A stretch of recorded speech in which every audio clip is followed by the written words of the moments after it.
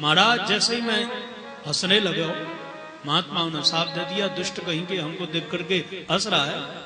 अरे हम तुझे साफ देते हैं कि तू अजगर हो जा। महाराज मैं अजगर है गयो, पढ़ो पढ़ो मिट्टी खाए रहो। पर उनने आशीर्वाद दिया था कि जब तुम श्री कृष्ण के पिताजी के चरण को पकड़ेगा तो ठाकुर जी तेरे उद्धार कर देंगे। आज मेरा उद्धार हो गया। इसके बाद में शंखचूड़ नाम के सांप का भी उद्धार कीनो। बोलो जय श्री कृष्ण। अब देखो एक गीत है युगल गीत, अब गा तो मैं सकता नहीं क्योंकि समय ज्यादा भाग रहा है। ये युगल गीत का अर्थ है भगवान को किसी न किसी से जोड़ा गया है। और देखो ठाकुर जी नहीं है यहाँ पर गोपियां दर्शन कर रही हैं। अरे बना देख देख लालन सामने चले आ रहे हैं। कितनी इनकी सुंदर बांसुरी है। बांसुरी को छोड़े ना सोकर सो जाएं तो छाती से लगा करके रखें। क्यों? बोले यह 11वें रुद्र श्री हनुमान जी महाराज हैं। 11वें रुद्र हैं, वो हनुमान जी बने और हनुमान जी मुरली बन के आए हैं। शिव भोले सेवा स्वीकारत धरो सलोनो रूप बांसुरी। राजोपचार पूजा का वर्णन है यहाँ पर। गर्गाचार्य जी ने लिखा है वंशस्तु साक्षात रुद्र। हनुमान जी ने इतनी सेवा करी श्री राम जी की, राम जी गदगद होकर के बोले हनुमान तेरा यह ऋण मैं चुका नहीं सकता हूं। प्रति उपकार करो का तोरा और सन्मुख होए न सकत मन मोरा। तेरा ऋण यह चुकाऊंगा कब? बोले जब कृष्ण बनूंगा तब तुझे मुरली बना करके अपने हृदय से लगाऊंगा। और श्री हनुमान जी गर्गाचार्य जी ने लिखा है साहब कि एक बांस का वृक्ष बन के बाबा नंद के पिछवाड़े खड़े। मुरली बेचने वालों एक आयो, मुरली लो। कन्हैया बोले बाबा मुझको मुरली दिलाए दे। और हजारों मुरली दिखाई, कोई पसंद ना आई।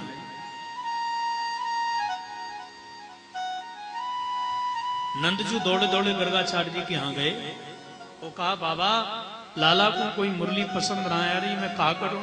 अरे बोले तेरे घर के पिछवाड़े एक किलो बांस खड़ो भयो बापू कटवाए ले। क्योंकि गर्गाचार्य जी जानते थे कि हनुमान जी बहुत दिन से तपस्या कर रहे हैं, अब उनकी पूरी हो गई।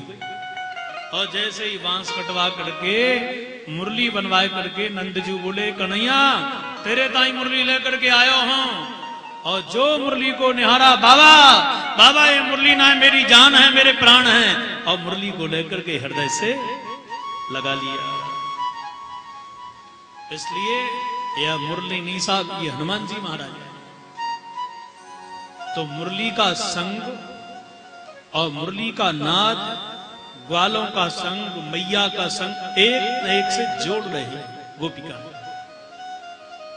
इसके बाद में यहां पर देवमासुर का उद्धार, केसी का उद्धार किया, घोड़ा बन करके आया। और जब घोड़ा बन करके यह आयो तो ठाकुर जी ने या को उद्धार भी कीनो। कंस हाथ में तलवार लेके मारने वसुदेव देवकी को चलो। नारद जी बोले ऐसा मत कर। क्यों? बोले उसके मैया बाप को मार दी नो तो वह कृष्ण कबू आवेगो ना है। अरे रंगेश्वर को मेला है, बड़े बड़े योद्धा बुलाए, यहीं कृष्ण बलदेव को बुला लेना।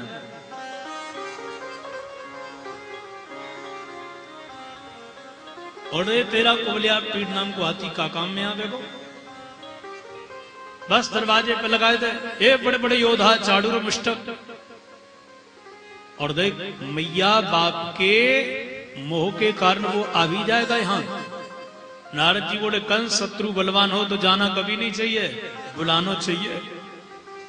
कंस बोला वाह गुरुजी वाह, आप तो सच्चे ही मेरे गुरुदेव हैं। नारद जी बोले तू तो वहां जाएगा नहीं तो उन्हीं को यहां बुला लेते। इसलिए नारद जी ने जाकर के वहां भी कह दिया पूरा समाचार। और ठाकुर जी से कहा सरकार आपके बुलुआ बस आने ही वाले हैं, आपको लिवाने वाले हैं, आपको संदेश देने को आए हो। रात्रि की बेला में कंस ने अक्रूर जी को बुला करके कहा कि तुम कृष्ण बलदेव को लेकर के आओ जल्दी से। गच्छ तत्र ब्रजम भद्र सुताबानक दुन्दुभे आसाते ताबिहानेन रथेनानयमाचिरम्। अविलंब जाओ और कृष्ण बलदेव को बुला के लाओ और पूरी योजना भी बता दे। या मैं अपने साथियों को लगा दूंगा, कृष्ण बलदेव को समाप्त करवा दूंगा और फिर अक्रूर जी हम और आप नहीं तो रहे, केवल और तो कोई दूसरो है ही ना। अक्रूर जी ने कहा राम राम, यह उद्देश्य तो मैं कृष्ण के यहां जा न सकूं, इसकी योजना ठीक नहीं, पर मना करूंगा तो मुझे मारेगा।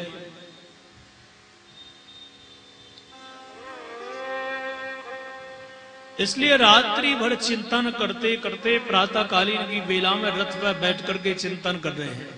काला काला होगा, मुरली वाला होगा, मेरे से चाचा कहेगा। और इंद्रप्रस्थ की और दिल्ली की ओर रथ, अरे ये मैं कहां गया? फिर रथ को लौटा रहे हैं, चिंतन चल रहा है। बोले किंमया चरितम भद्रम किं तप्तम परमम तपः। क्या मेरे सौभाग्य, मैंने कौन सा तप किया, मैंने कौन से आचरण कीने, मैंने कौन सी प्याऊ खुदवाई जामे कोई प्यासो पानी पी गयो, जो इन नेत्रों के द्वारा कृष्ण कन्हैया के मैं दर्शन करूंगा, मेरा जीवन धन्य होगा। इस प्रकार से चिंतन करते करते सायंकालीन की बेला में श्री अक्रूर जी पहुंच गए। ठाकुर जी मिल गए, उनके दर्शन की नहीं। कन्हैया बोले कैसे पधारे हो? बोले आपको लेने आयो हूं, कंस को इरादो ठीक ना है। कन्हैया बोले मैया ते न सुनियो, यदि मैया को सुनाई बात तो ठीक ना हो गए। वो रात्रि की बेला में श्री अक्रूर जी को स्वागत भयो। वाके बाद में नंद जी बोले कैसे पधारे अक्रूर, अब सुनाओ। बोले बाबा एक बात कहूं, तेरे भतीजे मेरे भतीजे तेरे लाला ये कन्हैया है ना, तो तू अपनो लाला, ये बलराम को भी तो अपना ही माने ना। मैंने सुना है कि ग्रामीण स्तर पर बड़े बड़े बलों का, बड़ी बड़ी शक्ति का प्रदर्शन कीनो है, और यदि कहीं यह शहरी स्तर पर अपने बल का प्रदर्शन करें तो पूरे विश्व में बिना प्रचार के नाम इनका गूंज जाएगा। नंद जी बोले मतलब? अक्रूर जी बोले मतलब ये है कि परसों रंगेश्वर को मेला है, वहां में बड़े बड़े पहलवान आए युद्ध करें, और मेरी इच्छा है कि कृष्ण बलदेव वहां में हिस्सा लें। मैंने सुना है कि कन्हैया ने गिरिराज उठायो, कन्हैया ने बड़े बड़े दैत्य मारे, और यदि कहीं अपने लाला ने वहां पर समस्त पहलवानों को हराए दिनों, तो अपने कन्हैया को पूरे विश्व में नाम गूंज जाएगा। मैया बोली बस आगे एक शब्द ना बोलियो। अरे मेरे लाला ना है, ये मेरे प्राण हैं, और मेरे लाला को मेरे ते तू अलग ले जाना चाहे। इतना सुना कि अक्रूर जी तो भाई शांत। कन्हैया बोले मैया मैं न कहूं बाजार ना देखो, यदि तू कहे तो मैं बाजार एक दिन के ताई कल जाके परसों रह करके अगले दिन तो आई जाऊंगा ना। और यह बात पूरे ब्रज में फैल गई सज्जनों। तब सवेरे प्रातः कालीन की बेला में गोपियां आई, रथ के सामने गिर गईं। अंत में मैया से जब लाला ने विनय करी, तब दो रथ तैयार भये, एक पर कृष्ण बलदेव अक्रूर जी के साथ, एक रथ पर ग्वालवाल नंद जी के साथ। मैया बोली बाबा ते कि अपने लालन के हाथ तुम्हारे हाथ में दे रही हूं, याद रखियो आज दे रही हूं, कल रह करके परसों ले लूंगी। पूरे ब्रज के वासी और ब्रजांगनाएं रथ के सामने गिर गए। ठाकुर जी ने सबको समझाया, और यह अगाध वियोग सा। गोपियां रथ के सामने बेहोश पड़ी, राधा रानी कुंजों में है, हा कृष्ण हा कृष्ण। और एक एक गोपी को अलग अलग समझाया। धरती पर दो बार शोक हुआ साहब, या तो अयोध्या में श्री राम वनवासी बने, या ब्रज में श्री कृष्ण मथुरा के कहीं जा रहे हैं, और सब रो रहे हैं। पर मैया के नेत्रों में से आंसू गिरते हुए ठाकुर जी ने जब निहारा, देखा मैया तू रो रही है? अड़ी मैया रो करके मोकू भेजेगी ना तो केवल 3 दिन में तेरी याद में रोतो ही रहूंगा। मैया तो को रोती वही ना देख सकूं। और मन ही में विचार करने लगे ये तो पता है ही ना जाकू कि मैं 100 वर्ष तक अब आके दर्शन करूंगा ही नहीं। ये जब ये जानेगी कि मैं उस या को लाला हूं ही ना, ऐसा ना है कि मेरी मैया प्राण त्याग दे। और हाथ जोड़ करके विनती करने लगे ठाकुर जी। कन्हैया प्रार्थना कर रहे हैं, मैया री मोहे मथुरा जाना, मैया रे मोहे मथुरा जाना, जाने दो मोहे मथुरा जाना, जाने दो मोहे मथुरा जाना, मैया री मोहे मथुरा जाना, मैया रे मोहे मथुरा जाना, तेरी ही गोदी में बचपन बिताया, तेरी गोदी में बचपन बिताया,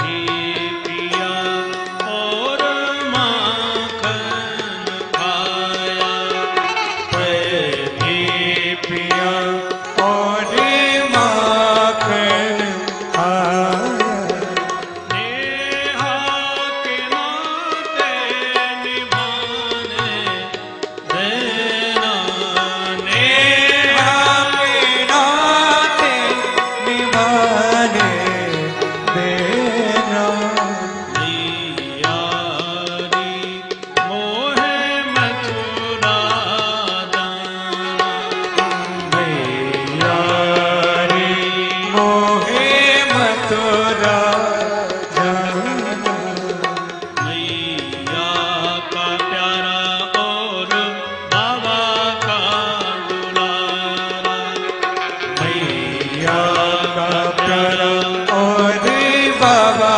का दुलारा, मैया का प्यारा और बाबा का दुलारा, मैया का प्यारा और बाबा का दुलारा, गोपियन की आँखों का तारा, गोपियन की आँखों का तारा, नेहा के नाते निभाने देना, नेहा के नाते निभाने देना, मैया रे मोहे मथुरा जाना,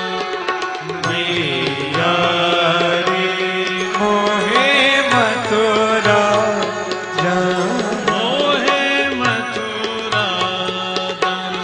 मोहे मथुरा कन्हैया बोले मैया ना करके प्रभु रथ पर विराजमान होकर के चले।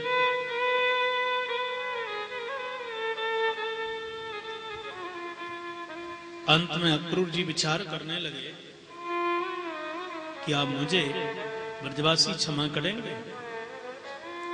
कितना बड़ा मैंने अपराध कर दिया। एक भक्त को भगवान से अलग कर दिया, एक मां से पुत्र को अलग कर दिया, एक प्रेमियों को मैंने प्रेमी से अलग कर दिया। ये पाप मेरा कैसे नष्ट होगा? जमुना में जाकर के जैसे ही डुबकी लगाई तो डुबकी लगाते ही कृष्ण बलदेव जल के अंदर दिखाई दे गए, ऊपर दिखाई दिए। और तब अक्रूर जी ने बड़ी विस्तृत यहां पर सज्जनों स्तुति गाई और प्रार्थना करी, प्रभु अब मैं जान गया कि आप ही राम थे और राम बन करके रावण का अंत किया। आप ही प्रभु अनेक रूपों में आप ही नृसिंह बने, हिरण्यकश्यप का उद्धार किया। आप ही प्रभु वामन बन के बलि को छुल रहे थे, आप ही कृष्ण बन के आए हैं। और अब निश्चित है कि यह कंस का अंत है। नमस्ते रघुबरियाय रावणांत कराय च। आपको कोटि कोटि प्रणाम। और श्री मथुरा जी में श्री ठाकुर जी विराजमान हो गए। जैसे ही मथुरा जी में ठाकुर जी विराजमान भये, सुंदर आज शिविर लगाया, ठाकुर जी विराजमान हो गए। और जैसे ही ठाकुर जी विराजमान भये ब्रजवासी बालकों के साथ में, बाबा नंद के साथ में, तब अक्रूर जी बोले, नाथ आप मेरे घर पर नहीं चलोगे? बोले, कंस का उद्धार करने के बाद चाचा जी आपके यहाँ आवेंगे। हमारे बीच में स्वामी श्री राघवानंद जी महाराज पधारे हैं। संतों का आगमन तो हमारे लिए मंगलकारी ही है साहब। व्यासपीठ की ओर से, आप सब की ओर से आपका स्वागत, सम्मान, मानसिक प्रणाम हम करके आगे बढ़े। अब जैसे ही ठाकुर जी विराजमान भये, थोड़ी देर में बोले, बाबा मोको मैया की याद आ रही है, यदि तू कहे तो मैं घूम के आऊं। नंद जी बोले, लाला ये कंस की नगरी है, तू घूमने को कह रहा हो? पर बाबा मोको तो मैया की याद आ रही है, यदि मैं यहाँ बैठो रहूंगा तो मेरे नेत्रों से आंसू निकलने लगेंगे।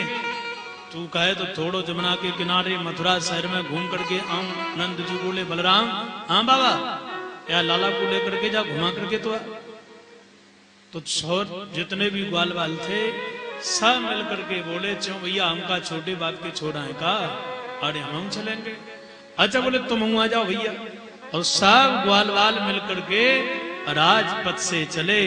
और दिव्य शोभा जब ब्रजवासी यहाँ के मथुरा वासियों ने निहारी, तब तो सब दौड़ पड़े दर्शन करने के ताई। काश्चिद विपर्यग धृत वस्त्र भूषण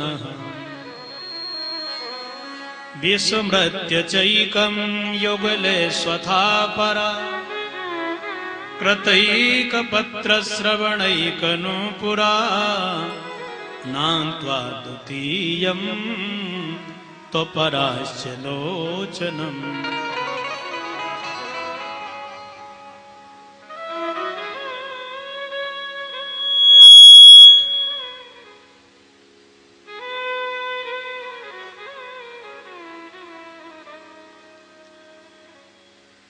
बोलो जय श्री कृष्ण। जय श्री कृष्ण।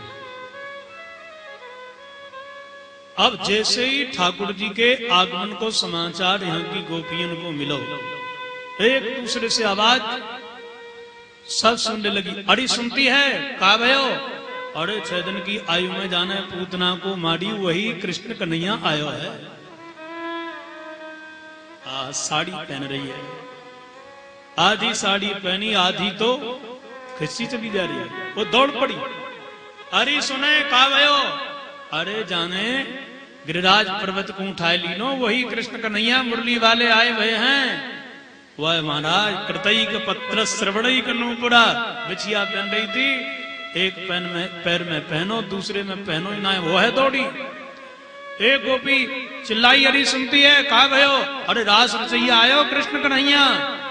और वह तो अपने नेत्र में अंजन लगा रही थी, और वाने नांगत्वा द्वितीयम तो पराश्च लोचनम, एक आंख में ही अंजन लगायो, दूसरी में लगायो ही ना, वह दौड़ी महाराज। विशाल भीड़, कहां चले? बोले प्रासाद शिखरारूढ़ा प्रीतुत फुल्ल मुखाम्बुजा आभ्यवर्षन् सोमनस्यै प्रमुदा बल के सबो। लाला श्याम सुंदर आए हैं। प्रासाद शिखरारूढ़ा, प्रासाद कहते हैं घर को। एक दूसरे से बोली, बहना तेरो 4 मंजिल को घर है, तेरे घर पे आ जाऊं? क्यों? अरे लाला कन्हैया जा रहे हैं तो थोड़ी दूर तक ऊपर से दर्शन तो करती रहूंगी मैं ना। बोले बिल्कुल आ जा, काय को चूक रही है। जिसकी जितनी ऊंची हवेली गोपी वहीं जाकर के विराजमान है गई और लाला को निहार रही है। कैसे? बोले सुमन बरसाते भय अपने सुंदर हक कर कमलों के द्वारा श्री कृष्ण के स्वागत को फूल बरसाए रही हैं, अथवा कहने का मतलब अपने मन को ही सुमन बना करके श्री ठाकुर जी के चरणों में समर्पित कर रही हैं। यह मन संसार में लग जाए तो दुश्मन, आप ही दुश्मन हो साहब, आप ही सुमन हो। और यह मन यदि ठाकुर जी में लग जाए तो यही सुंदर मन यानी सुमन है। और सब गोपिकाएं विनती कर रही हैं, लाला आप कृपा कर दो, थोड़ी दृष्टि ऊपर तो डालो सही, आपकी दृष्टि हमारी सृष्टि बदल देवेगी। दाऊ दादा बोले लाला ऊपर गुना देगी, वो झगड़ा है जावे को। क्यों दादा? बोले तेरी आंखन में जादू है, ये बैडी की नगरी है। हे नटवर नंद किशोर तनिक हंस हेरो, नटवर नंद किशोर तनिक हंस हेरो। हे नटवर नंद किशोर तनिक हंस हेरो। सभी गाइए। नंद किशोर तनिक हंस हेरो। नटवर नंद किशोर तनिक हंस हेरो। नटवर नंद किशोर तनिक हंस हेरो। राधे राधे। सभी लोग गाइए।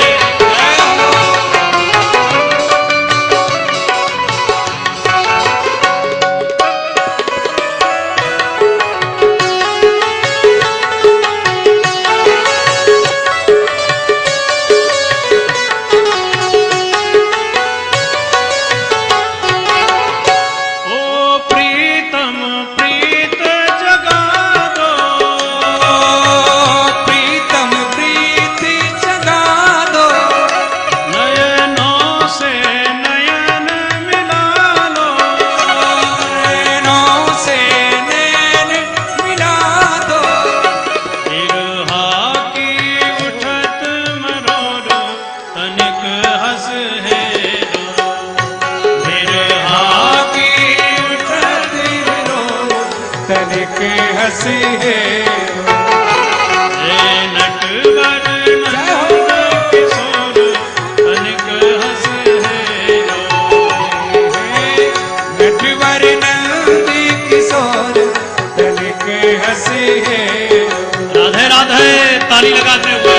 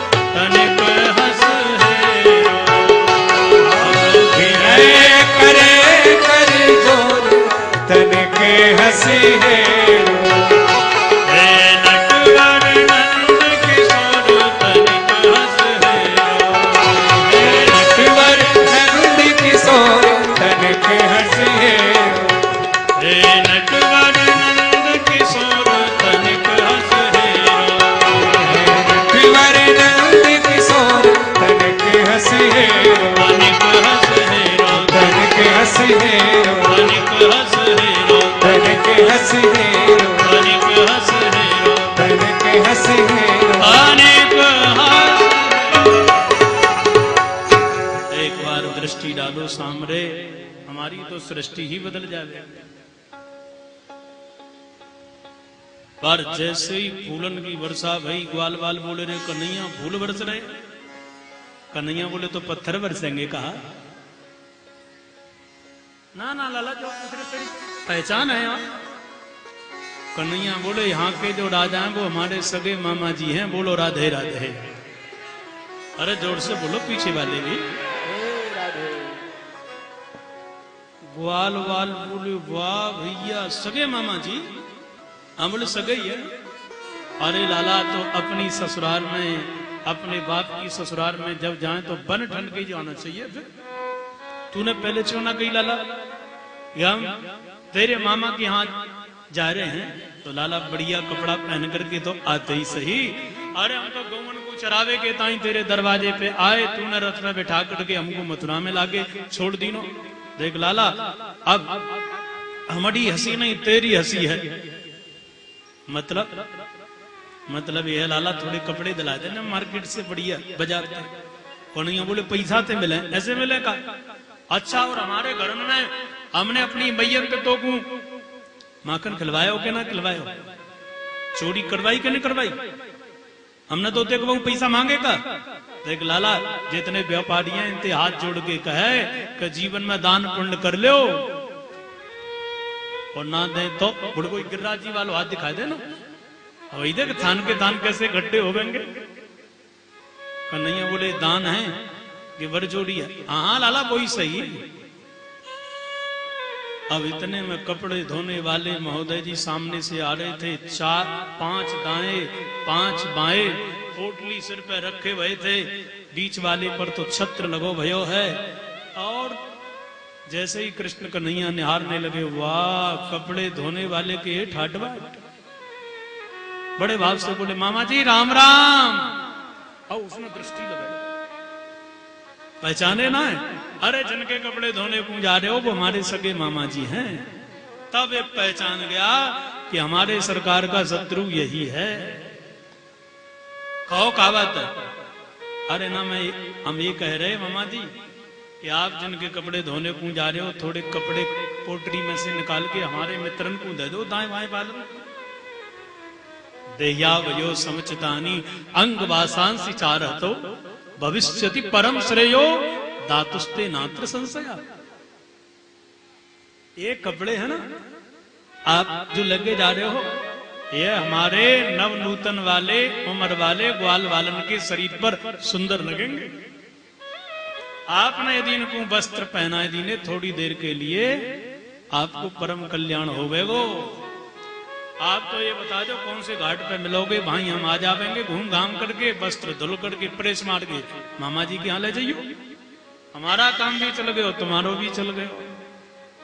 एक कपड़े धोने वाला बीच वाला बूढ़ा गड़ा गुनों का पानी पीने वाले काले कलूटे गोपियों की तालियों पर नाचने वाले चोर कहीं के अनपढ़ गमार गऊओं को चराने वाले। श्री दामा बोलो ये कौन सी रामायण है रे लाला? बोले गाली रामायण है।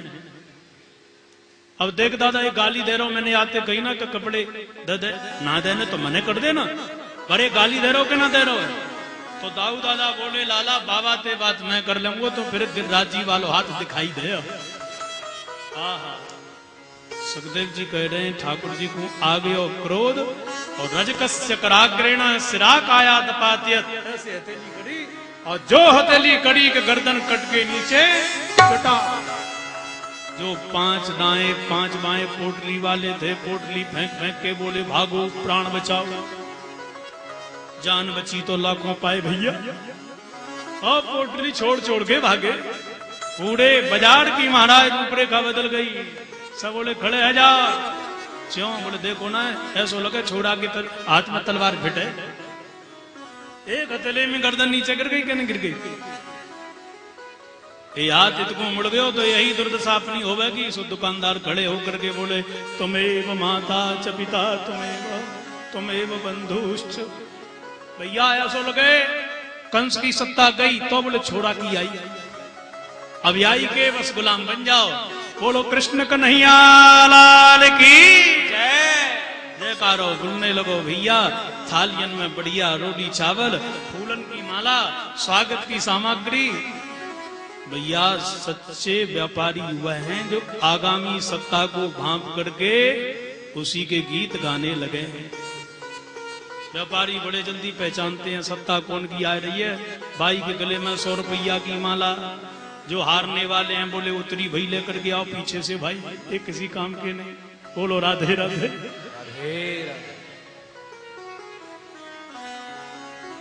और जैसे ही प्रभु के गले में माला गिरने लगी ठाकुर जी बोले वस्त्र बदलो तब तक जल्दी जल्दी। और महाराज एक पाजामा में 2 ग्वाल बाल। अब माला तो गिर रही है कन्हैया के गले में और उधर देखने बोले जरा रामलीला तो देख लो। कन्हैया ने देखो जी हंस हंस अरे भैया, अरे राम राम राम राम, अरे भैया कहा कर रहे हो?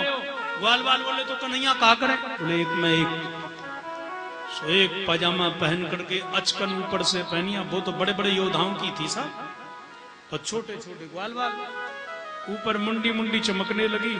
भाई में थे ग्वाल बाल बोले रे कन्हैया सब शहरवासी देख करके व्यापारी देख करके हमारी हंसी कर रहे हैं रे कन्हैया। तो कन्हैया बोले मैं क्या करूं? बोले लाला वस्त्र तो चौक है बढ़िया चमकने वालों, लाला सिल्क के कपड़े हैं पूरे ओरिजिनल। तो क्या करूं भैया? बोले लाला थोड़े बड़े हैं इनको फिट करवाए देना। अब ठाकुर जी जाकर के दर्जी के यहाँ बोले भैया जरा हमारे ग्वाल बालन के वस्त्र फिट करके पहना दो। अब उसने तो वस्त्र धुलने वाली की रामलीला देखी थी। अब भला कैसे कह देता कि ब्याह शादी चल रहे हैं, सारा चल रहा है। दूसरों से उसने कहा कि सुनो अपनी अपने काम बंद करो, इनके वस्त्र सिल करके पहनाओ। बोले साहब हम पे तो आज की कई जोड़ियां हैं, काम करना है उनका, काम करके देना है। अरे बोले जब बचोगे तब किसी को दोगे ना, इसलिए इनको पहनाओ ना पहले, अब बचोगे नहीं तो काम कहां से करोगे? महाराज पूरे बाजार का काम बंद और कृष्ण कन्हैया का काम पूर्ण हो गया। वस्त्र पहना दिए बालकन को। तब ठाकुर जी हाथ जोड़ के बोले आपका पारिश्रमिक शुल्क क्या है? वो है आप लीजिए। कपड़ा सिलने वाला बोला आप आगे बढ़िए बस। वो तो हमने देख लिया आपने कपड़े धुलने वाले को दिया, हमको नहीं चाहिए। कन्हैया बोले ना घबराओ मत, अरे उसका जैसा काम वैसा हमने दिया दाम, और जैसा तुम्हारा काम वैसा ले लो हमसे दाम।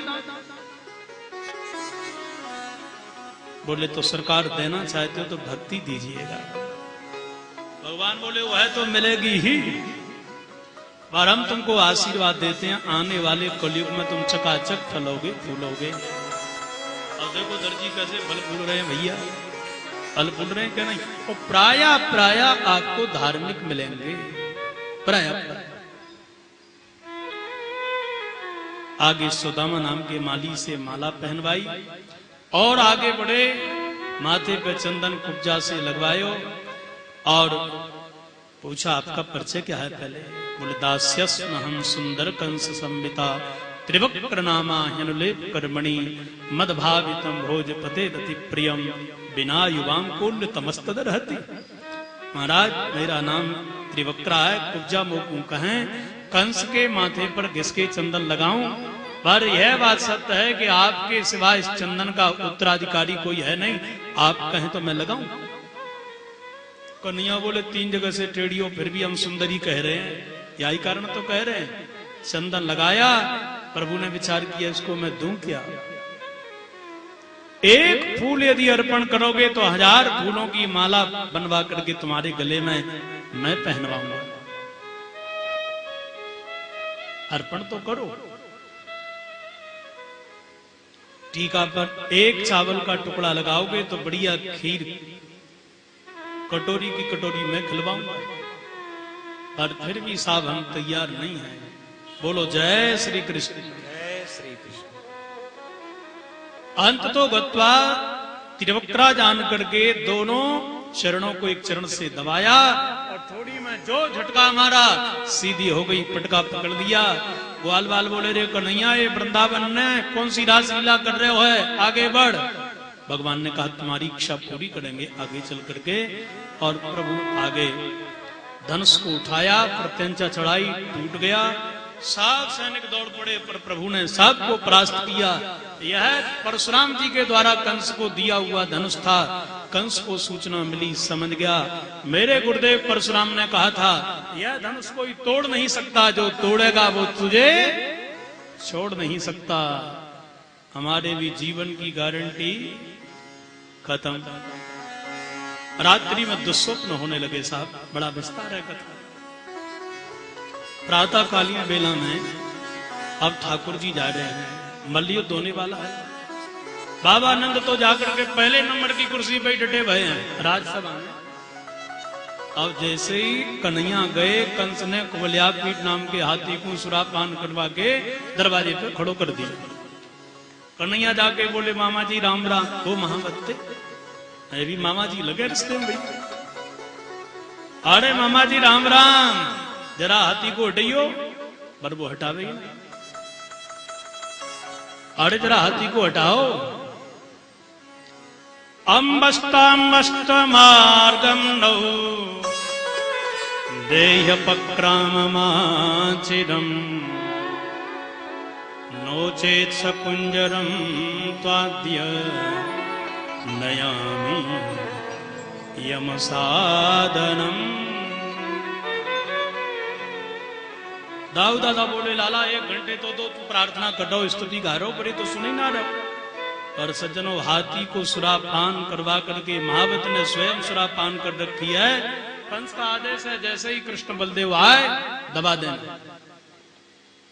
कन्हैया बोले ना हटाओगे मामा जी, और यदि आपने हाथी ना हटायो तो आपको आपके हाथी को दोनों को मार के यमपुरी भेज दूंगा। नयामी यम साधनम। अब भगवान के हाथ से मर के कोई यमपुरी जाता है क्या साहब? भगवान कह रहे हैं 5 यम 5 नियमों की साधना करने से जो साधु सिद्ध जन जिस सदगति को जाते हैं वह गति मैं तुमको प्रदान कर दूंगा। पर वो महावत हटावे ही ना। और जैसे ही कन्हैया बड़े हाथी दौड़ा, ठाकुर जी ने सूंड पकड़ के घुमाया और महावत चिल्लायो, अरे लाला छोड़ियो, अरे कन्हैया छोड़ियो। कन्हैया बोले मामा जी अब तो उद्धार करके ही छोड़ेंगे, पहले तो पकड़े ना, और पकड़ लें तो वाको उद्धार करके ही छोड़े। और घुमा करके धरती पर पटक दिया, प्राण पखेरु निकल गए। और दोनों भाइयों ने दांत तोड़ करके कंधे पर रखे और प्रभु प्रवेश कर रहे साहब, अंदर जा रहे। क्या दिव्य छवि है ठाकुर जी की। बोले मल्ला नाम सनिर्नणाम नरवरा स्त्रीणाम स्मरो मूर्तिमान गोपानां स्वजनो सतां क्षितिभुजां शास्ता सुपित्रो शिशु मृत्युर्भोजपतेर्विराड विदुषां तत्त्वं परम योगिनां वृष्णीनां परदेवतेति विदितो रंगं गतः साग्रजः रंगं गतः साग्रजः। ठाकुर जी अपने हाथ में हाथी का दांत लेके यात्रा कर रहे हैं। एक दांत श्री बलराम जी लिए हुए हैं और जैसे ही प्रवेश तीनों महाराज पहले नंबर पर लड़ने वाले योद्धा खड़े थे। जरा हम अपने अपना बांट तो रहे कौन कौन किससे लड़े को। मल्ला नाम असनिर्नणाम, असनी कहते हैं वज्र के तय। वो योद्धाओं ने देखा भैया यह तो वज्र के समान चले आ रहे हैं, हाथ मिलावे को वही हम पुड़ी जावे को, जाते ना लड़नो भैया। देवियों ने देखा, स्त्रियों ने, साक्षात कामदेव है, इतने सुंदर दिखाई दे ठाकुर जी। बालकों ने देखा अपने मित्र हैं, वृद्धों ने देखा अपने लल्ला हैं, अज्ञानियों ने देखा विराट पुरुष हैं, कंस ने देखा मेरी मौत चली आ रही है, वृष्टि बंसियों ने देखा हमारे परम देव आ रहे हैं। जिसकी जैसी भावना वैसे बन गए भगवान।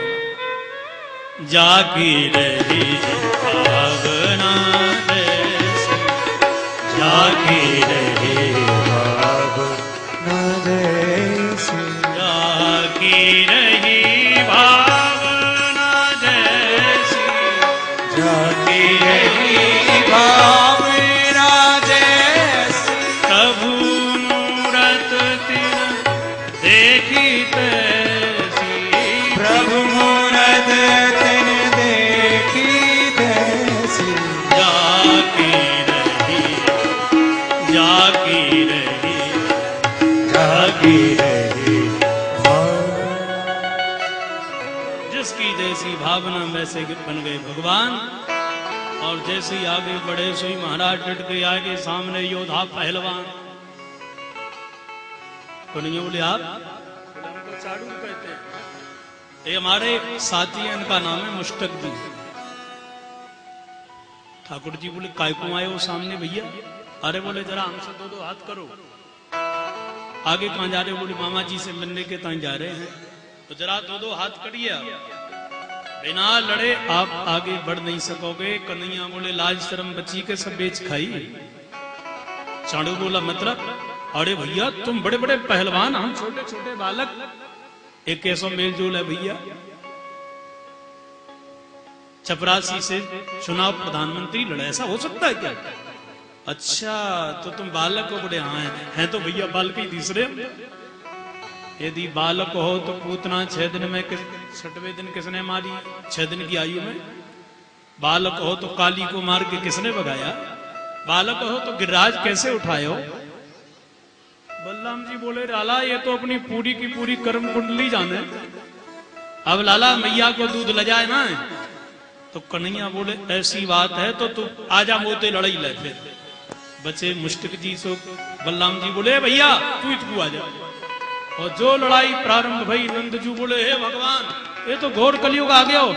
अरे कछु तो बोलो भैया, मेरे नन्हे नन्हे बालक अभी तो छोटे छोटे हैं और बड़े बड़े पहलवानों से लड़ाए जा रहे हैं और कोई कुछ नहीं बोले। आगे बैठी वाली माताएं बोली राम राम बड़ा कलयुग आ गया। द्वापर में छोटे छोटे बालकों से इतने बड़े बड़े पहलवान लड़ाए जा रहे हैं। अरे ऐसी सभा में रहना ही नहीं चाहिए। कुछ लोग बोले भैया हम तो खेल देख कहीं जावेंगे, हैं छोड़ा पर छक्का जमाए दें, खेल को परिणाम ही बदल जावे। वो इनको नाम सुनो भयो, हमने तो खेल तो देख के जावेंगे भैया। इसलिए कुछ बैठे रहे कुछ भागे। नंद जी बोले हे हनुमान जी महाराज अतुलित बल धाम हम शैला बदेहम, आप तो बड़े बलवानों में भी बलवान हो, मेरे लालन की रक्षा करो। आपको भोग में सबावन शुद्ध देसी घी के कुआ बना करके लगाऊंगो, छोटो मेरो लल्ला है, कितना बड़ो पहलवान लड़ गए हो बातें। और महाराज देखते देखते चाणूर के लिए तो कन्हैया ने चकनाचूर कर दिया और एक मुष्टक प्रहार किया बलराम जी ने, सो मुष्टक जी भी दूर में मिल गए। सल तो सल उधर भी हैं, साल भगवान के मित्र भी है, उधर भी है। और आए तो उनके लिए भी पछाड़ा शेष बोले भैया लगता है कि महाराज की अब अंतिम बेला है, पार्टी बदल लो। और उसी समय सज्जनों कंस ने आदेश कर दिया, ए वसुदेव देवकी के सामने ही इनके पुत्र को मारूंगा, यही अष्टम पुत्र कृष्ण हैं। वसुदेव देवकी रो रहे हैं, जंजीर में बंधे बंधे, कैसा दुर्भाग्य है। आज आंखों के सामने हमारे पुत्रों को ये दुष्ट न जाने क्या करेगा। छोटे छोटे मेरे बालक हैं, बहुत बड़ी सेना है। और प्रभु ने एक छलांग लगाई, सिंहासन पर पहुंच गए, चोटी पकड़ के बोले मामा जी पहचान गए, उसी मैया का पुत्र हूं जिसकी चोटी पकड़ के आपने एक दिन नीचे खींची थी, आज उसका बदला लेने के लिए आया हूं। अब तो आकर महाराज वाणी से चिल्लाने लगा, अरे कृष्ण बलदेव हैं, देवकी के पुत्र हैं, आप लोग पकड़ लो। पर महाराज सेनापति सब गायब हो गए। एक झटका मारा और नीचे गिर गया, प्राण पखेरु निकल गए। इसलिए भागवतकार कहते हैं, प्रगृह्य कैसे सुचरुत किरीटम निपात्य रंगो परितुंग मंचात। जैसे ही मंच से नीचे गिरा, प्राण पखेरु निकले, बचे कुचे प्राण थे, सो कन्हैया जाकर के ऊपर छाती पर धड़ाम दीसों गिर पड़े। इसका उद्धार हो गया। बोलो मुरली वाले की जय। महाराज पूरे वृंदावन, पूरे मथुरा की रूपरेखा बदल गई। इसके बाद में श्री कृष्ण कन्हैया प्रभु ने उग्रसेन जी को गद्दी पर बिठाया और अंत्येष्टि संस्कार इस कंस का करवाया। और प्रभु का सज्जनों यहाँ पर बड़े धूमधाम से जनेऊ संस्कार हुआ। श्री कृष्ण बलदेव ने किसी प्रकार से समझा बुझा करके बाबा नंद को यहाँ के ब्रज में भेज दीनो। ठाकुर जी सीधे मध्य प्रदेश में उज्जैन नगरी में पधारे। 64 दिनों में 64 विद्याओं का अध्ययन करके और गुरु जी के लिए मृत पुत्र गुरु दक्षिणा में प्रदान करके मथुरा जी में आगे विराजमान है गए। बोलो राधे राधे। अब गोपी उद्धव संवाद भी हम विस्तार से नहीं सुन सकते, देखो, क्योंकि घड़ी बहुत दौड़ गई है। आपको 2-3 मिनट में मैं सुना दूंगा, उतने में ही पूर्णाहुति हो जाएगी। और 15-20 मिनट में मैं विभाग की पूर्णाहुति करूंगा। उसके पूर्व में आइए हमारे स्वामी जी पधारे हुए हैं, श्री राघवानंद जी महाराज, उन सब हम सब लोग इनका आशीर्वाद ग्रहण करेंगे। आगे की चर्चा फिर श्रवण करेंगे। जय श्री कृष्णा। प्रभु प्रेमी सज्जनों, परम पूज्य भागवताचार्य पंडित सुरेश चंद्र शास्त्री जी महाराज के द्वारा सुंदर छठे दिन की आप ये कथा यहाँ पर सुन रहे थे। बीच में मैं व्यवधान तो नहीं चाहता था, परंतु समय समय पर हमारे बीच, क्योंकि पूज्य शास्त्री जी का दिल्ली ही नहीं अपितु पूरे भारतवर्ष में सभी लोगों से इतना मेल जोल था कि इस कथा को सुनकर सभी लोग यहाँ पधार रहे हैं। मैं बहुत आभारी हूँ। हमारे बीच में हमारे अध्यक्ष लाला जयनारायण खंडेलवाल जी हैं, जो हमारे समिति के, हमारे मंदिर के अध्यक्ष हैं। मैं कैलाश खंडेलवाल जी से प्रार्थना करूंगा, आए और पुष्पमाला से उनका स्वागत करें। श्री ताराधर ध्यानी जी आप भी पधारे। हमारे बीच में सनातन धर्म पत्नी सभा दिल्ली प्रदेश के अध्यक्ष परम पूज्य स्वामी राघवानंद जी महाराज बहुत, और आप संत मंडल के अध्यक्ष भी हैं, आपका हम शॉल पहनाकर सम्मान करेंगे।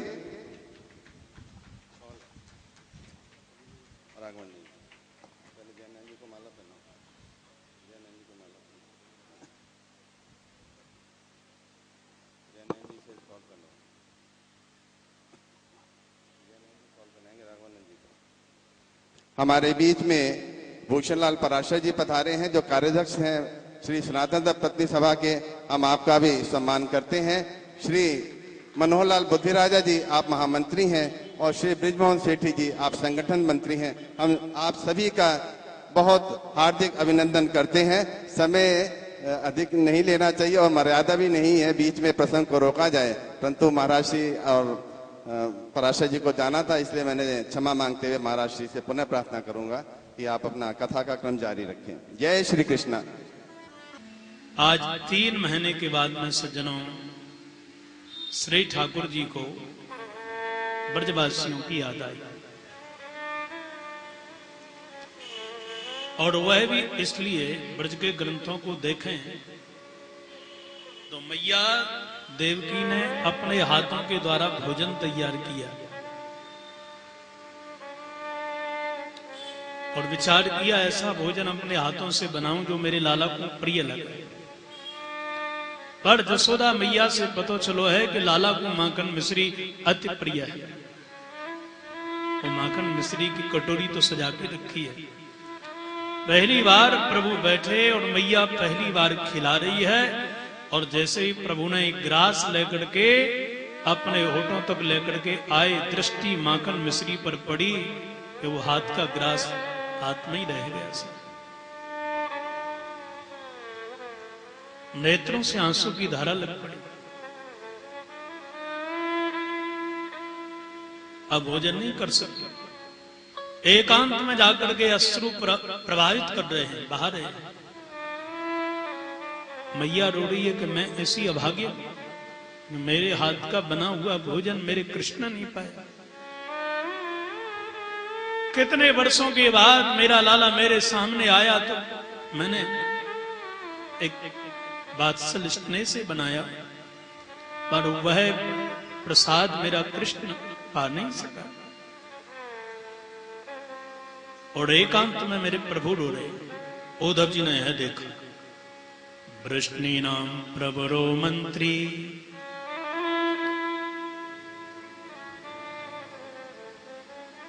वृष्णि नाम प्रवरो मंत्री, कृष्णस्य दयता सखा,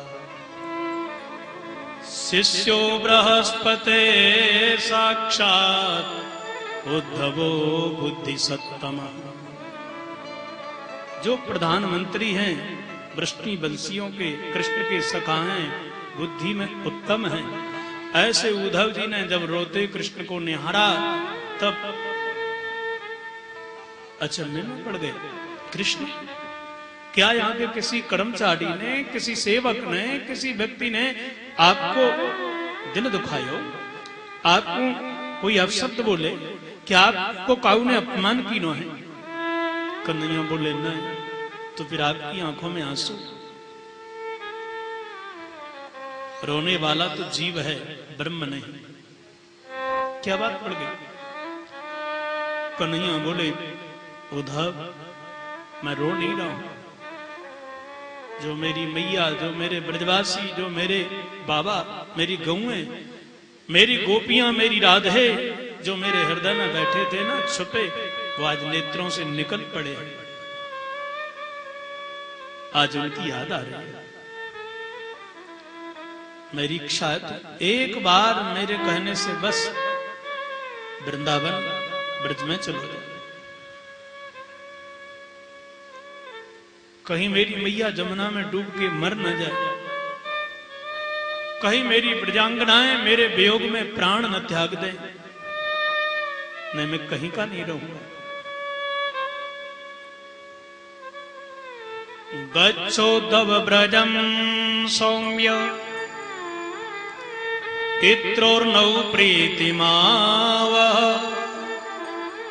गोपीनां मद वियोगाधिं मत संदेशै विमोचय।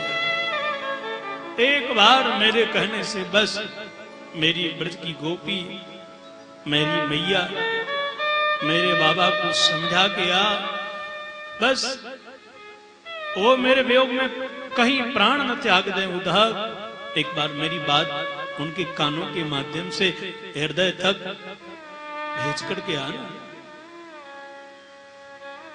और एक एक घटना नेत्रों से बस पानी बन करके बहने। उद्धव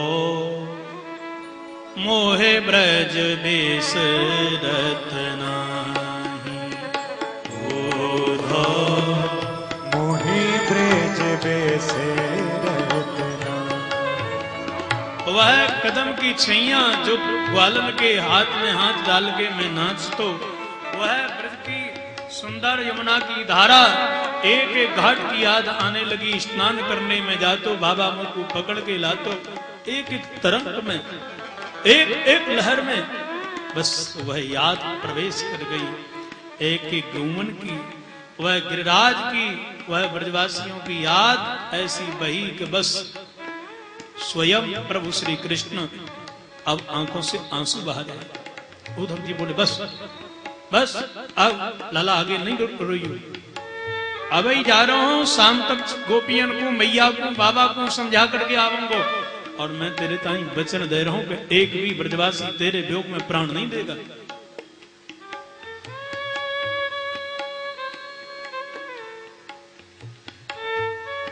और मन में उद्धव जी विचार करने लगे, क्या मैं समझाऊंगा उन अनपढ़ गमारनी ब्रज की ब्रजांगनाओं को? मैं अपने वेदांत की लच्छेदार भाषा जब उनके लिए सुनाऊंगा तो क्या हुआ है, अनपढ़ ब्रज की गोपियां मेरी भाषा को समझ पाएंगे? कन्हैया बोले उद्धव ऐसे मत जा, मेरे रथ को लेकर के जा, मेरे जैसे वस्त्र पहन करके जा, क्यों गोपियां केवल मेरे से बात करें, मेरे जैसा बन के जावे को तो जरूर तेरे से गोपियां बात करेंगी, अन्यथा बात भी ना करेंगी। और उसी प्रकार की रथ पर बैठ करके उद्धव पीतांबर पहन करके ब्रज वृंदावन की ओर बढ़े। ब्रज के ग्रंथों का भाव है सज्जनों, वृक्षों पे गोपियां मथुरा की रास्ता देख रही हैं। आज दिखाई दिनों के कोई परदेसी आ रहा है, अड़ी बहना ऐसा लगे कि आज तो वही कृष्ण आ रहे हुए, अपने घर में आकर के चरण में जब माथो रखेगो तभी बापू क्षमा करेंगी। अब कृष्ण होते तो जाते, ये तो उद्धव जी थे। सायकालीन की बेला थी, गौएं घास खाकर के आई थी, धूल छाई थी, कौन आया कौन गया पता नहीं चला, पर सीधे उद्धव जी ने जाकर के 4 लोगों से पूछा, वो भैया ए ब्रजवासियों, यहाँ नंद जसोदा को माल कितकू है?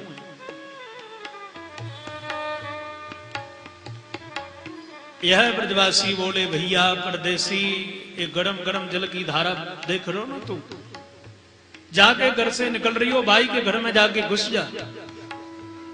उद्धव जी बोले आपको मतलब का है? बोले आपको मतलब ये है भैया, काय को जले पे नमक छिड़क रहे हो तू?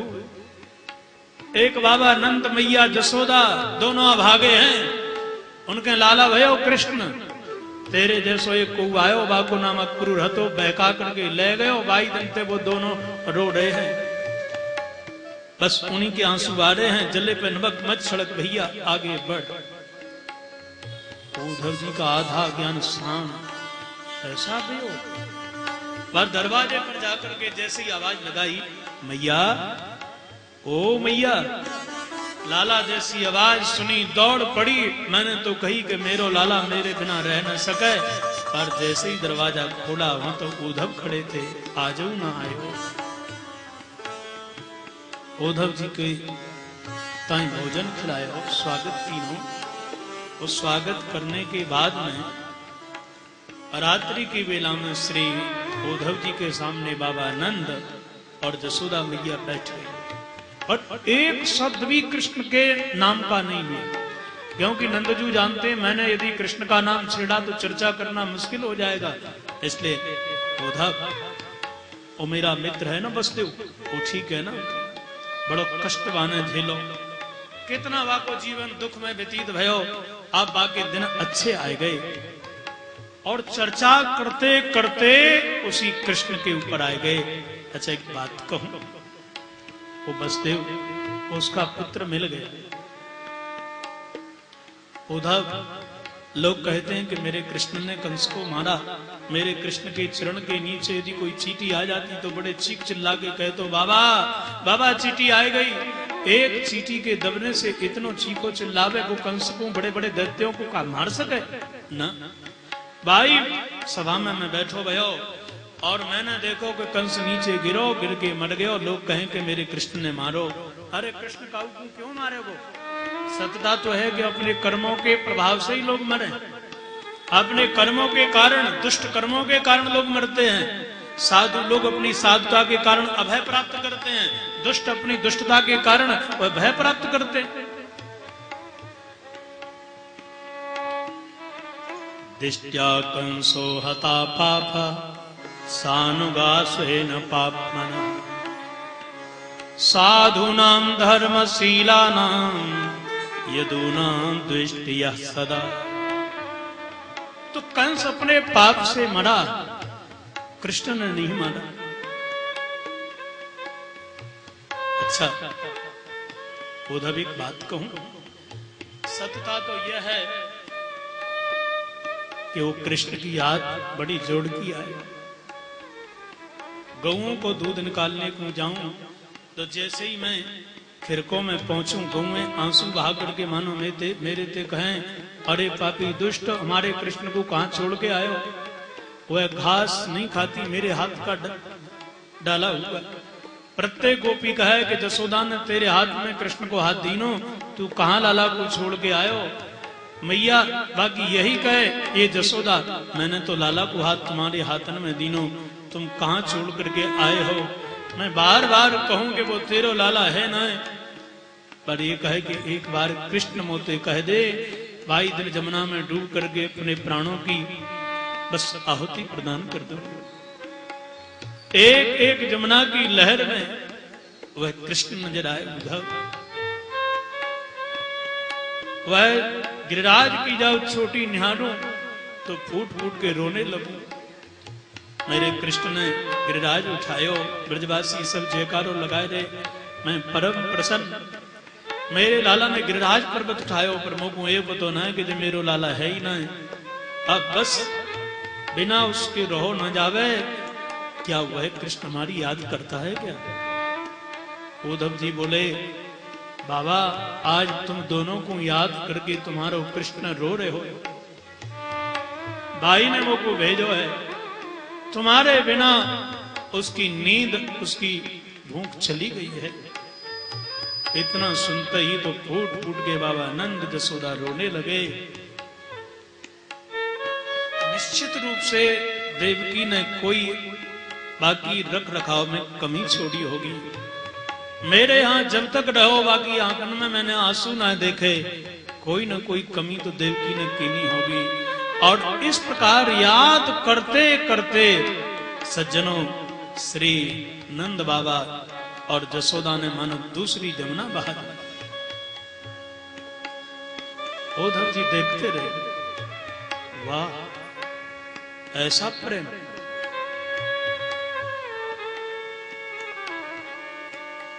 अब विचार कर रहे हैं कि मैं कहूं क्या, बोलूं क्या। आए थे ज्ञान का उपदेश करने के लिए, पर प्रारंभ कहां से करूं?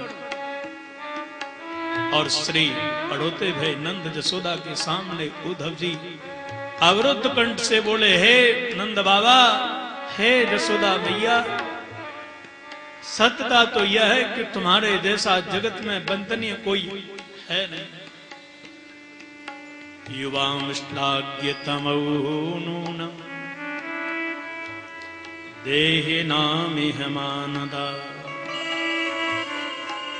नारायण खिल गुरु यत्र पामति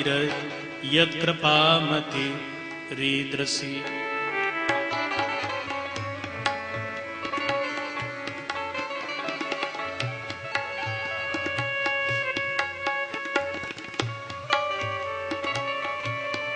हे बाबा आनंद, हे जसोदा, सत्यता तो है कि त्रिलोकी में आपसे वंदनीय महान कोई है नहीं। जो नारायण अखिल गुरु में आपकी ऐसी प्रीति, अंत में जाकर के सावधान होकर के तब श्री उद्धव जी बोले, बाबा एक बात कहूं, हे जसोदा मैया, जिसको तुम अपना पुत्र मानते हो, न माता न पिता तस्य, न भ्राता न सुतादय, नात्मीयो न परश्चापी न देहो जन्म एवं। उसके कोई मैया नहीं, पिता नहीं, अपना नहीं, पराया नहीं, पुत्र नहीं, भार्या नहीं, वह तो अजन्मा है। जब उसके देह नहीं तो देह के संबंध वाले कैसे हो सकते हैं? बाबा नंद बोले, उद्धव तेरा ज्ञान तुझे मुबारक है। किसी प्यासे को प्यास लगी हो और तेरे जैसा ज्ञानी आकर के कहे चित जल पावक गगन समीरा पंच रचित अति अधम शरीरा।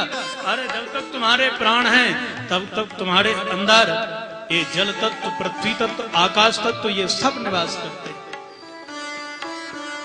क्या ज्ञानी के ज्ञान के उपदेश से प्यासे की प्यास बुझ जाएगी? उद्धव, जब तक जल की शीतल धारा कंठ से नीचे नहीं उतरेगी तब तक प्यासे की प्यास बुझने वाली नहीं है। बस उद्धव, हमारी तो एक ही प्यास है, अखियां हरि दर्शन की प्यासी। जब तक श्याम सुंदर के ताई हम देख ना लेंगे रोते रहेंगे। एक ही जीवन की लालसा है कि इन आंखों से मरने के पहले अपने सामने सलोने कृष्ण कन्हैया को निहार लें। और रात्रि पूरी व्यतीत हो गई। सर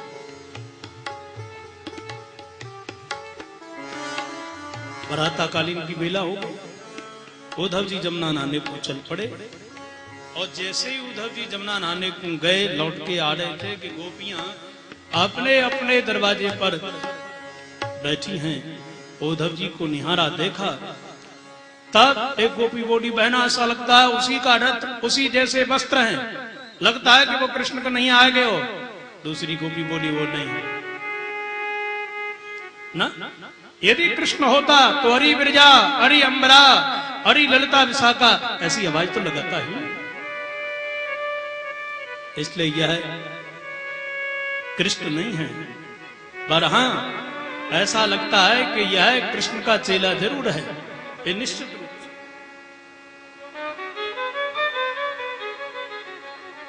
बोले तम वीक्ष कृष्णानुचरम ब्रजस्त्रिया प्रलम्ब बाहुं नवकंजलोचनम पीतांबरम पुष्करमालनं लसन मुखारविंदम मणिमृष्टकुंडलम मुखारविंदम मणिमृष्टकुंडलम।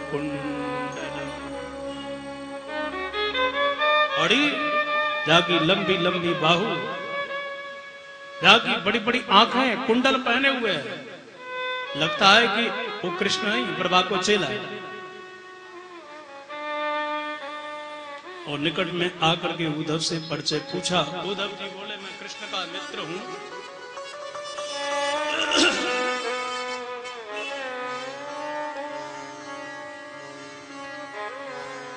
उद्धव मेरा नाम है, संदेशो लेकर के आयो।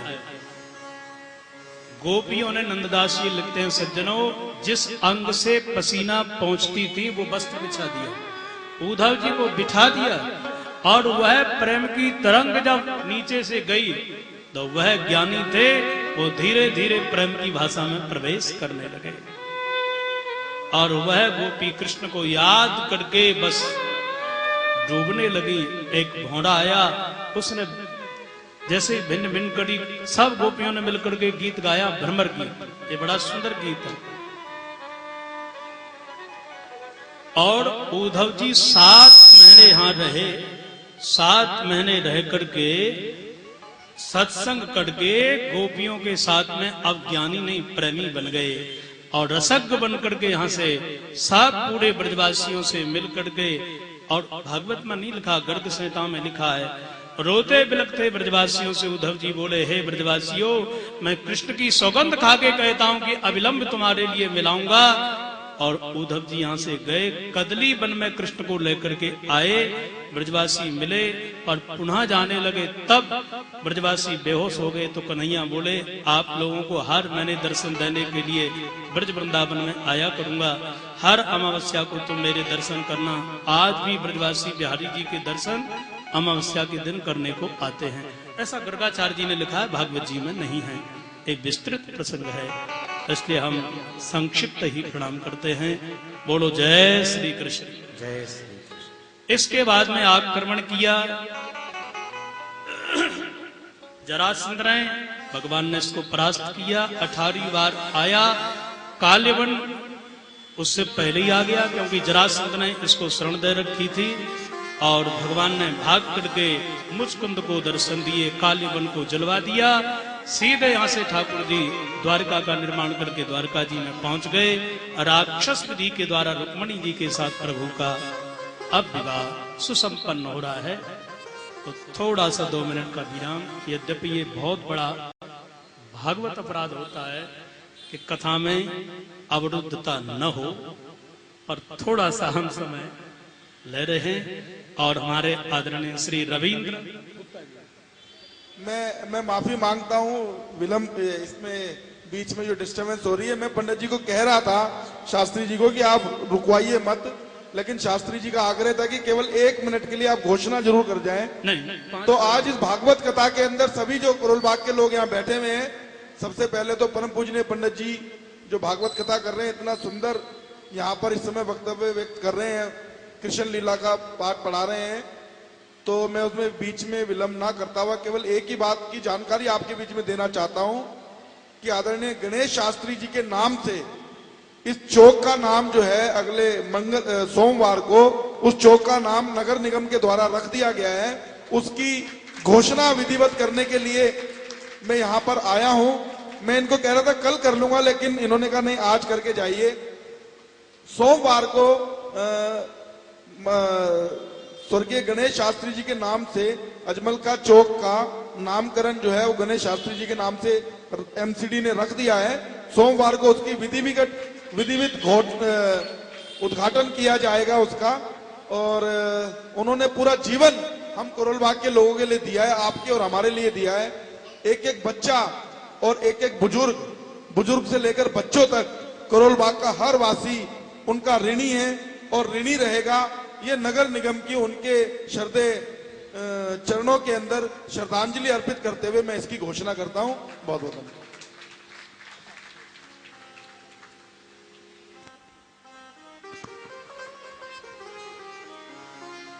श्री राम।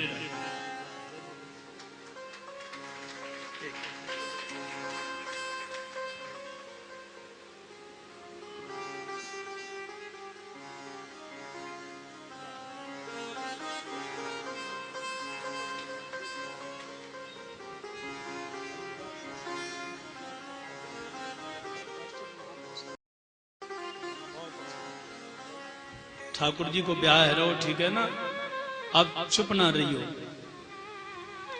राजा ने प्रश्न किया कि महाराज राक्षस विधि के द्वारा विवाह ठाकुर जी करें, इस समझ में नहीं आई। देखो साहब, 8 प्रकार के विवाह हैं शास्त्रों में।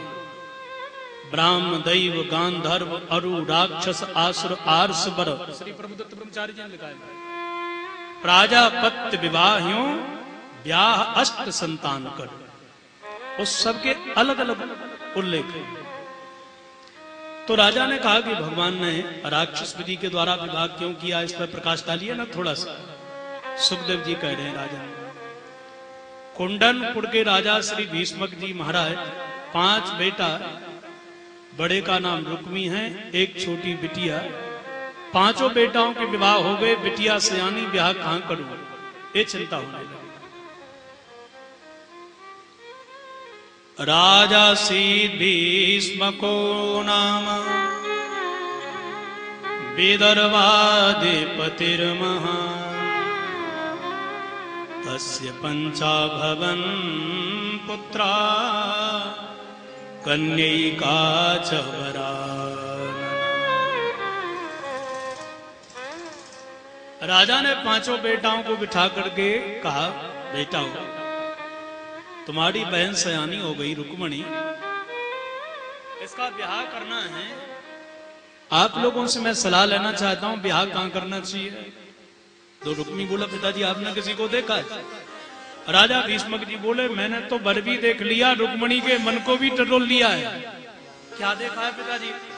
मैंने देखा है कि एकांत में रुक्मणी द्वारकाधीश कृष्ण को याद करे, और मेरी मति से रुक्मणी के लिए द्वारका के कृष्ण से बढ़िया कोई वर मिलेगा नहीं भाई। ये रुक्मी शिषपाल का मित्र था। खड़े होकर के बोला, राम राम राम पिताजी, सांची कहीं जब 60 के हो जाए तो सठिया जाए। स्यों भैया का बात पड़ गई? अरे पिताजी, जल के अंदर रहने वाला, जहां मगरमच्छ मछलियां डर के मारे जल के अंदर रहने वाला काला कलूटा, उसके बाप का भी पता नहीं। बस तो कोई कहे वसुदेव देवकी को जायो है, कोई कहता है कि वसुदेव देवकी को है, तो कोई कहे नंद को जायो। अरे जिसके पिता का कुल खानदान को पतो ना है, जल के अंदर रहने वाला, काला कलूटा, कलर का ठीक नहीं, कुल का बढ़िया नहीं, स्थान का रहने वाला, धरती पे इंसान पे वो जल में रहे, रिकॉर्ड ठीक ना है। और पिताजी रुक्मणी मेरी बहन भी तो है ना, इसलिए आप उसके ब्याह की जिम्मेदारी मेरे तक ऊपर छोड़ दीजिएगा। बढ़िया सुंदर सुगर सलोनो बर देखूंगो और रुक्मणी के हाथ पीले मैं करूंगा, ये समझ लो। महाराज बोले ठीक है भैया, अब बुढ़ापे में बच्चों की ज्यादा सुनो, अपनी मत चलाओ, नहीं कभी पूछेंगे भी नहीं साहब, वैसे प्रणाम भी कर लेंगे, पूछ भी लेंगे, पर तुमने अपनी टांग अड़ाई तो बाबूजी फिर बैठे ही रहो चुपचाप। अच्छा भैया ठीक है तू कर। दौड़ के गया मध्य प्रदेश में चंदेली के युवराज शिषपाल, दमघोष का बेटा है ये, उसके साथ में सगाई पक्की कर दी। और कहा सुनिए होने वाले जीजा जी, बाराती कम लड़ाती ज्यादा लेके आइयो। क्यों? बोले मेरी बहन का चक्कर वो जिसका रिकॉर्ड ठीक नहीं है ना, वो कृष्ण द्वारका वाला, उसी के साथ चल रहा है, और वो किस पल में क्या कर दे कोई भरोसा नहीं है, इसलिए लड़ने वाले ही आना चाहिए।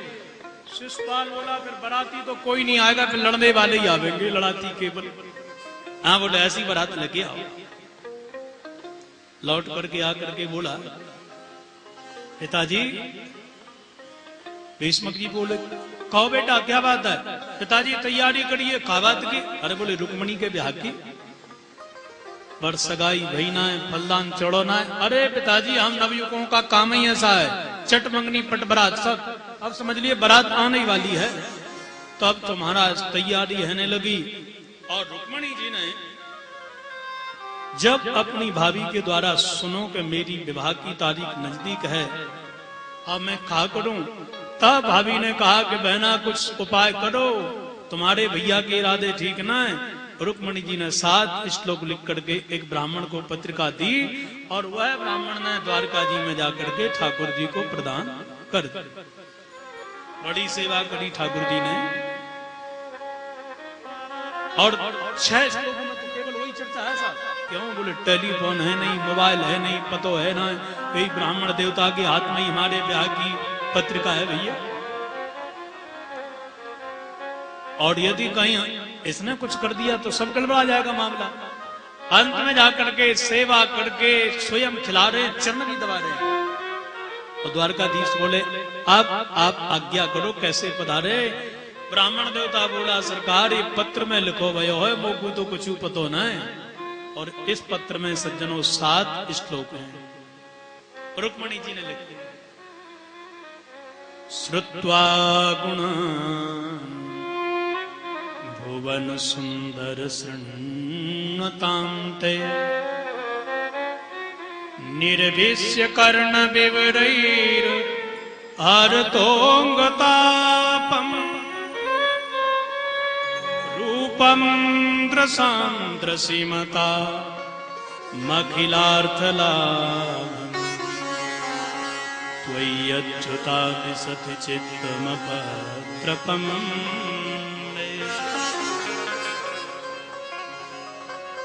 रुक्मणी जी पत्र में अपनी योग्यता का परिचय दे रही है। पत्र में पता चलता है कि लिखने वाला कितना सुयोग्य है।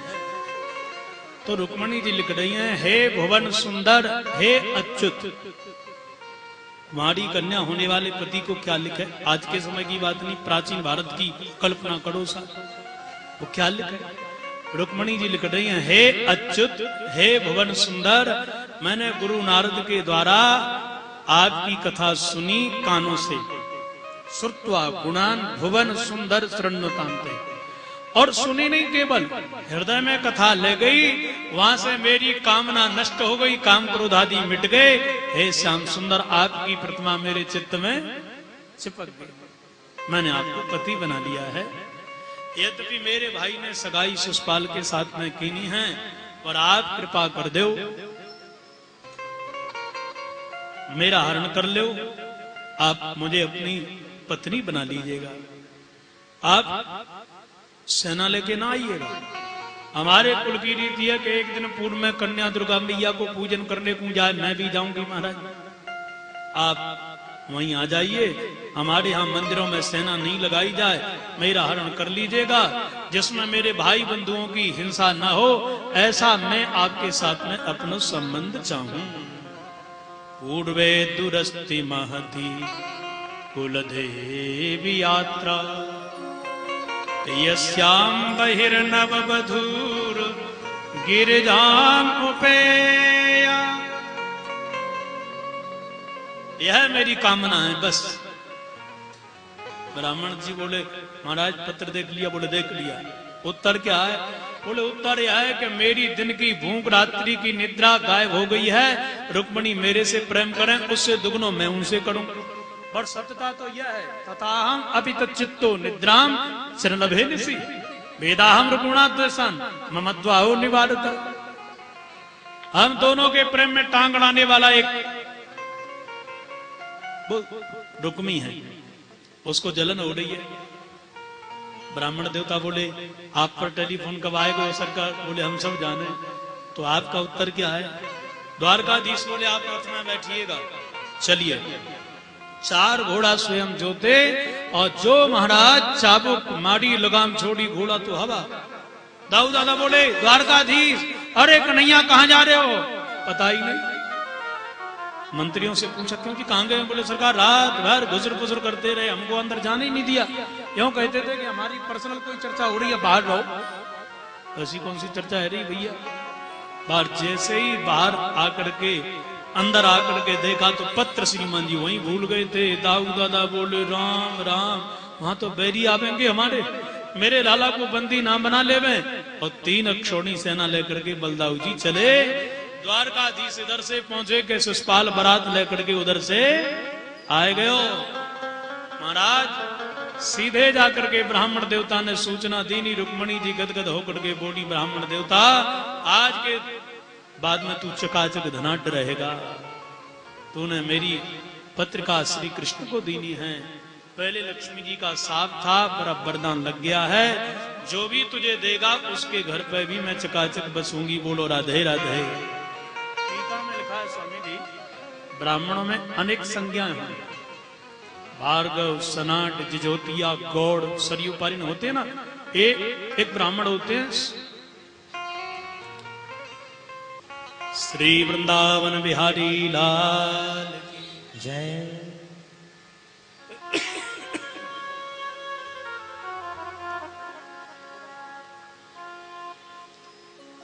तो एक संज्ञा पाली वाली ब्राह्मणों की आपने सुनी होगी। आप कहीं भी साहब पूरे भारतवर्ष में नहीं, विश्व में देखिएगा, कुछ भी नहीं करें आपको धनाढ्य मिलेंगे साहब। ये वही पाली वाल था। इसलिए प्राय वैसे सब ब्राह्मणों को मिला ऐसी बात, पर टीकाकार कहते हैं पाली वाल था। महाराज और तो कहें क्या, इतने में रुक्मी को सूचना मिली, बारात आ गई। सुबह तो उधर स्वागत में लग गए। इधर जाकर के भीष्मक जी के यहाँ एक मंत्री जी बोले महाराज की जय हो, क्या हुआ? बोले द्वारकाधीश आए हैं। अब जब ये समाचार मिलो कि बारात आ गई है तो सामग्री सजाए करके जा रहे थे जनवासे के ताई।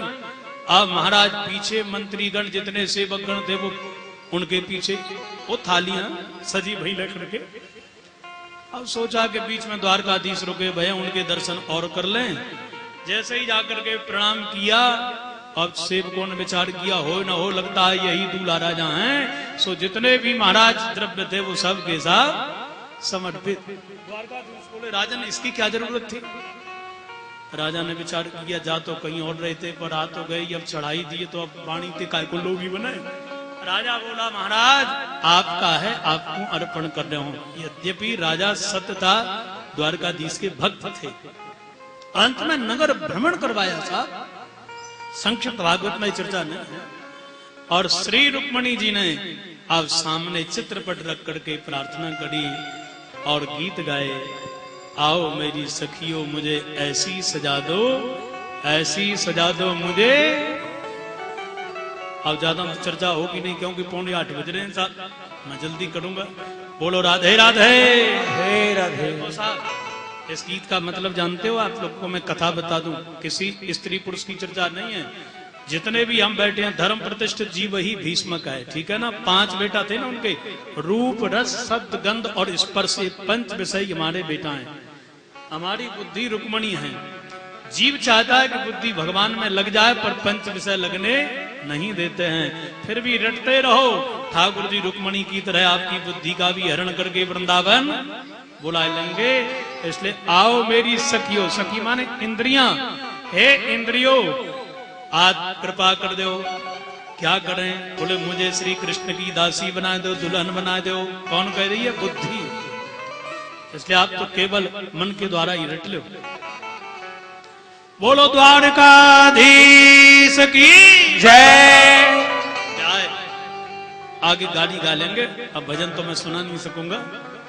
सुंदर समय आ गया और जैसे ही सुंदर समय सज्जनों आया, आज भगवती रुक्मणी जी पूजन करने के लिए दुर्गा मंदिर जा रही हैं और रुक्मी ने अब शिषपाल के आदेश से चप्पे चप्पे पर सेना लगाई। रुक्मणी जी ने विचार किया, मैंने तो पत्र में लिखा वहां सेना होगी नहीं। दुर्गा पूजन कर रही है रुक्मणी जी और प्रार्थना कर रही है, नमस्ते त्वाम्बके भीक्षणम स्वसंतानयुतां शिवां भूयात् पतिर्मे भगवान कृष्णस्तदनुमोदताम्। और हाथ जोड़ करके विनती कर रही हैं, हे दुर्गा मैया, हे शंकर भगवान, हे कार्तिकेय, हे गणेश, मेरी प्रार्थना सुनो। केवल द्वारकाधीश कृष्ण को मेरा पति बना दीजिए, तदनुमोदितम, उसका अनुमोदन आप कर दीजिएगा। एक परिक्रमा लगाई, प्रणाम करने लगी और भगवती दुर्गा मैया आशीर्वाद दे रही हैं, मान जाहे राजे सहज सुंदर सावरो, मान जाहे राजे सहज सुंदर सावरो, करुणा निधान सुजान सी स्नेह जानत सावरो, करुणा निधान सुजान स्नेह जानत भगवती दुर्गा मैया ने जैसे ही आशीर्वाद दीनो महाराज, अब परिक्रमा लगा करके फूल ग्रहण करके आशीर्वाद लेकर के नीचे भगवती रुक्मणी जी आई और सब ओर निहारा। पर इतने में ही ठाकुर जी मंद मंद गति से चले आ रहे हैं। एक सैनिक बोला, भैया देखो तो जागी चाल, एक बोलो देखो जागी पीतांबर, एक बोलो देखो जागी दृष्टि, एक बोला अरे रुक्मणी की भी तो देखो शोभा, एक बोला उनकी दोनों की जोड़ी बड़ी प्यारी है।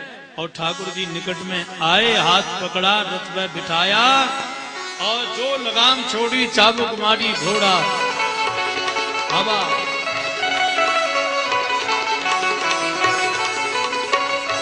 बोलो भैया, ए भैया,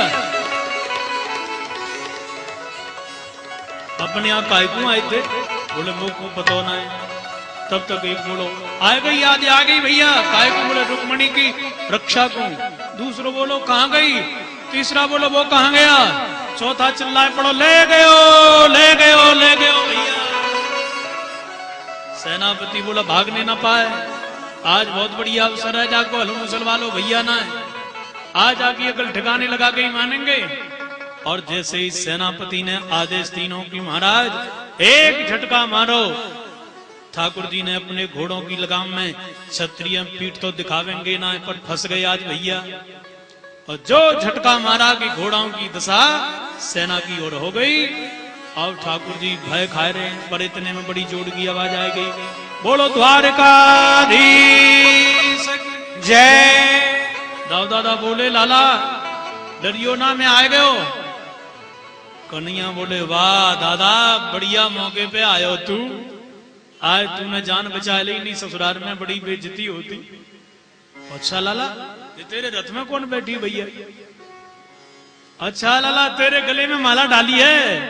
अरे वाह लाला आशीर्वाद तो दूं, बहू आ गई आज इन आंकन से यह देखने को शुभ अवसर मिलो भयो है। इतने में सामने देखने लगे बड़ी भारी सेना चली आ रही है। दाऊ दादा बोले चोरे कनुआ ये दहेज आ रहा हो क्या? राजा ने दहेज दीनो? बोले दादा दहेज ना है तो कहा है? बोले ठुकाई करने वाले चले आ रहे हैं दादा। अरे दाऊ दादा बोले ये बात है, तू आगे बहू को लेकर के चल, मैं सबको देखूं। और पूरी सेना को परास्त किया श्री दाऊ दादा ने, रुक्मी को परास्त किया कृष्ण कन्हैया ने, और भोजकट नाम का नगर बसा करके अलग ये रह गया। डोली में बैठ करके शिषपाल चला गया।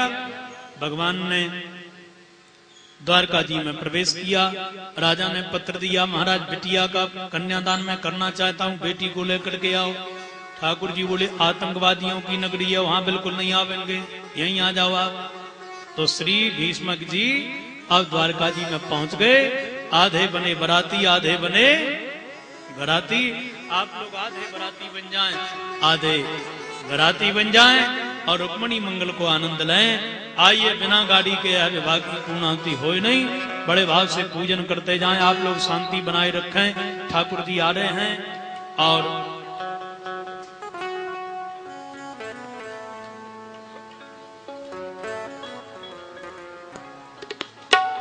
सुना देंगे।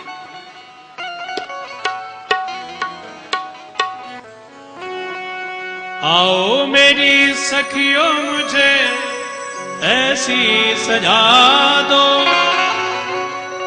ऐसी सजा दो मेरे मेहंदी लगा दो, मुझे श्याम सुंदर की दुल्हन बना दो, मुझे श्याम सुंदर की दुल्हन बना दो, मुझे श्याम सुंदर की दुल्हन बना दो, मुझे श्याम सुंदर की दुल्हन बना दो, मुझे श्याम सुंदर की दुल्हन बना दो, मुझे श्याम सुंदर की दुल्हन बना दो। राधे राधे सभी गाते गए।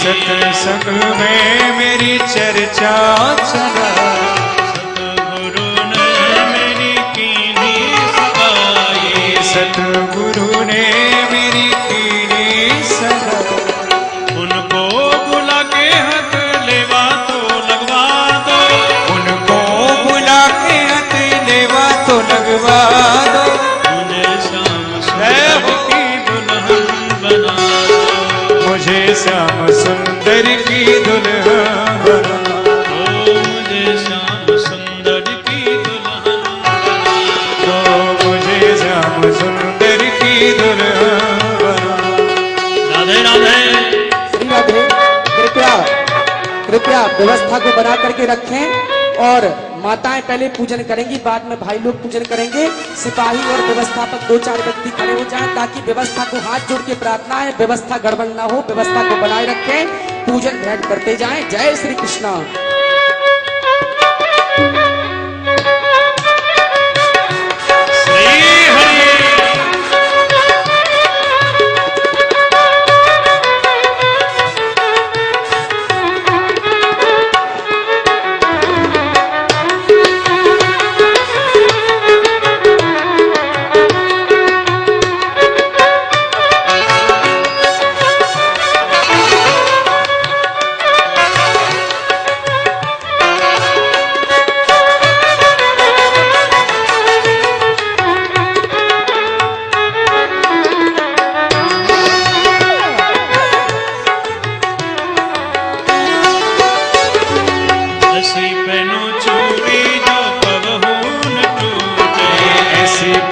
चूड़ी जो कबहू न टूटे।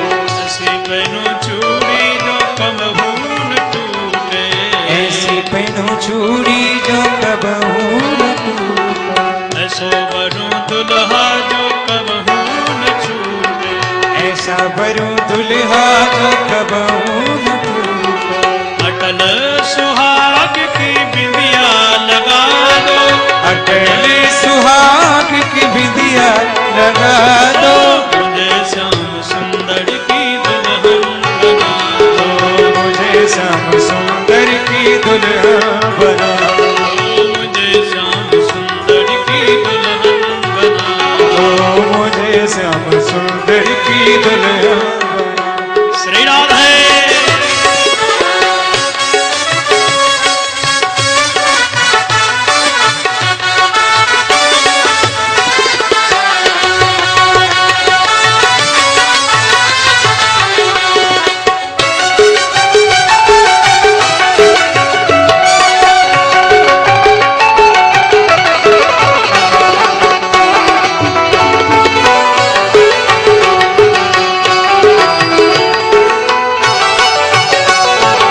ऐसी पहनो चुनरी जो रंग नाई छूटे। ऐसी पहनो चुनरी जो रंग नाई छूटे। ऐसी पहनो चुनरी जो रंग नाई छूटे। प्रीति का धागा जो कबहू न छूटे। प्रीति का धागा जो कबहू न छूटे। आज मेरी मोतियों से मांग भरा दो। आज मेरी मोतियों से मांग भरा दो। मुझे श्याम सुंदर की दुल्हन बना दो। मुझे श्याम सुंदर की दुल्हन बना दो। बोलो द्वारकाधीश की।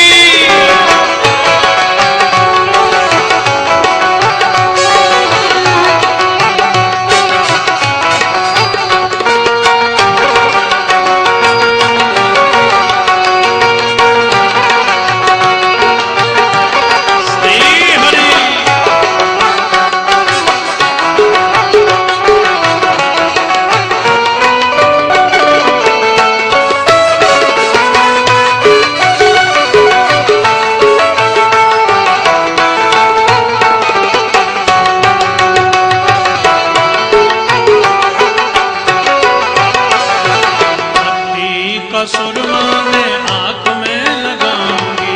भक्ति का सुरमा में आंख में लगा।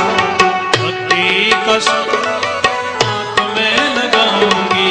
भक्ति का सुरमा में आंख में लगा। दुनिया से नाता तोड़ उनकी हो जाऊंगी। दुनिया से नाता तोड़े उनकी हो जाऊंगी। शाम को बुला के मेरे फेरे तो पड़वा दो। शाम को बुला के मेरे फेरे तो पड़वा दो। मुझे श्याम सुंदर की दुल्हन बना। मुझे श्याम सुंदर की दुल्हन बना। मुझे श्याम सुंदर की दुल्हन बना। ओ मुझे श्याम सुंदर की दुल्हन बना। श्री राधे।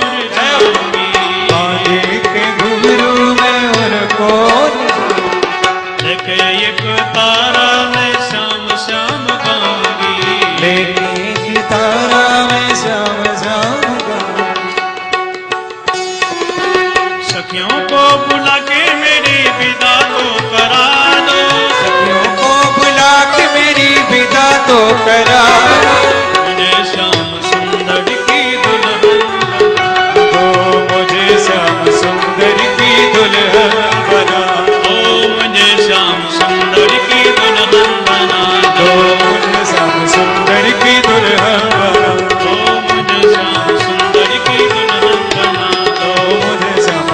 सुंदर की दुल्हन बना।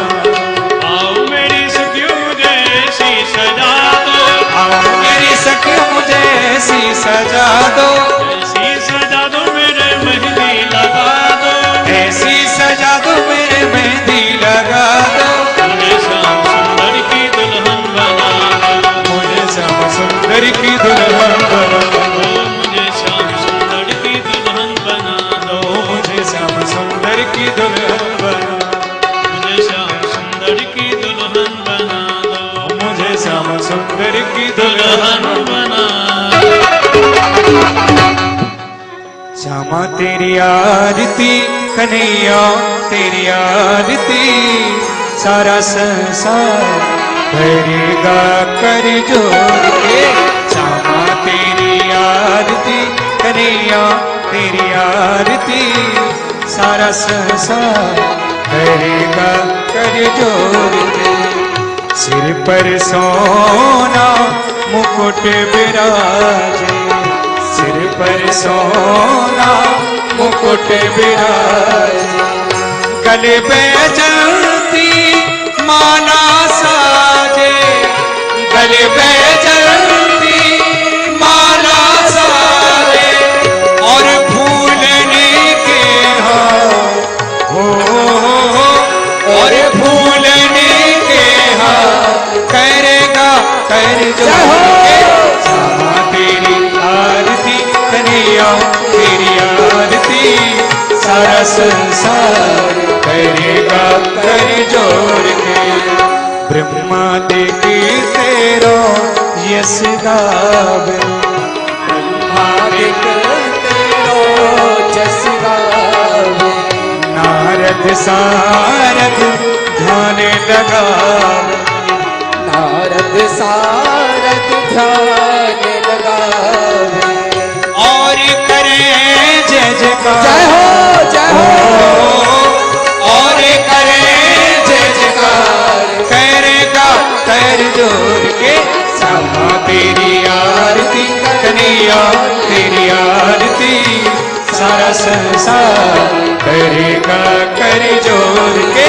श्यामा तेरी आरती कन्हैया तेरी आरती, सारा संसार करेगा कर जोर के। मैं हूँ दीनन दुखिया भारी, मैं हूँ दीनन दुखिया भारी, आया हूँ प्रभु शरण तिहारी,